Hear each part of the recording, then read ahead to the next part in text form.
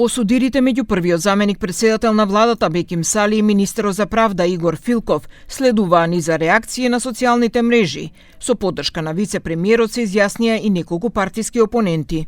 Генералниот секретар на ДУИ Арбар Адеми реагираше веднаш по објавата на министерот Игор Филков, нагласувајќи дека ниту еден правен аргумент не е на негова страна. Затоа тезата дека Министерството за правда нема аргументи е неточна и политички мотивирана. Аргументите се јасни, уставни и законски. Она што недостасува во изјавите на вице-премиерот е почита кон правниот систем во целина.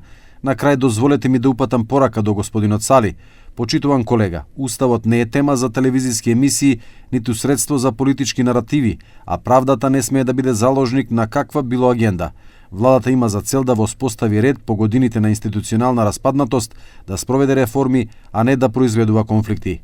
Пратеникот Халил Снопче нагласува дека министерот за правда не може да постапува надвор од законот и уставот. Според него, доколку Филков продолжи да действува спротивно на правилата, може да биде разрешен по предлог на премиерот и вице-премиерот. Шига Филковијаш министер и дрецис. Филковика шеф препаратив. Премиерот шеф и кеверис. Да се премиерот лиѓи është i qartë, atëherë është i qartë, nuk ka çfarë të bëjmë diskutim tjetër. E tash nëse Filkovi e ka atë luksin të vepron jashta ligjit, jashta kushtetutës, edhe jashta asaj që thot kryeministri, atëherë ai që nga më i fuqishëm se kryeministri, s'ka logjik. Kështu që nuk ka nevojë as për interpelancë, pra nëse ai vazhdon me avazin e tij, duhet të shkarkohet me propozim të kryeministrit edhe të zëvendës kryeministrit, shumë qartë është puna.